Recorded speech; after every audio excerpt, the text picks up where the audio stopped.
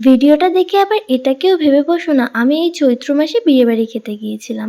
ভিডিওটা বেশ কয়েকদিন আগে, যখন চারিদিকে মুড়ি মুড়কির মতো বিয়ে হচ্ছিল।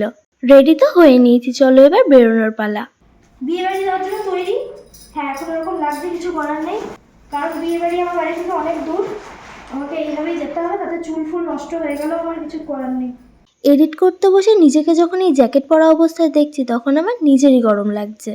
যদিও বর্ধমানে সেই সময় খুব একটা গরম ছিল না, কিন্তু আমি যেহেতু অনেকটা দূরে বাইকে করে যাব সেই কারণে এই মোটা জ্যাকেটটা পরে নিয়েছিলাম।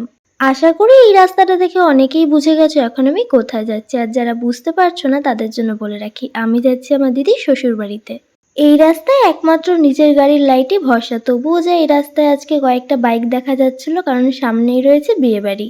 আজ ছিল দিদির মামা শ্বশুরের ছেলের বিয়ে। দিদির শ্বশুর বাড়ি থেকে এই বাড়িটা খুবই কাছে।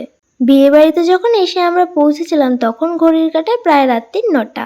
দিদিরা যেহেতু বর্ধমানে ছিল না, প্রথমে আমরা ভেবেছিলাম বিয়ে বাড়িতে আসবো না। আজকের দিনে বাবার এক বন্ধুর ছেলের বিয়ে ছিল, বাবা গিয়েছিল সেখানে, তাই আমরা আরোই ভেবেছিলাম আসবো না। দিদি বলেছিল কেউই যদি না যায় সবাই খুব কষ্ট পাবে, অন্তত তুই আর ভাই গিয়ে সবার সাথে দেখা করে আয়। আমি নেই তো কি আছে, ওখানে তো সবাই আছে।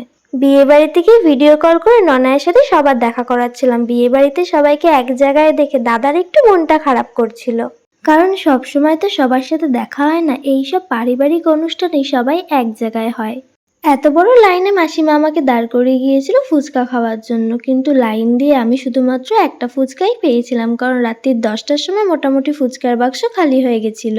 একটা একটা করে গিফট ঘরে নিয়ে যেতে বেশ সময় লাগছিল, তখন দেখলাম এক মাসিমণি এই বুদ্ধিটা বার করলো। এই বুদ্ধিটা কিন্তু বেশ ভালো।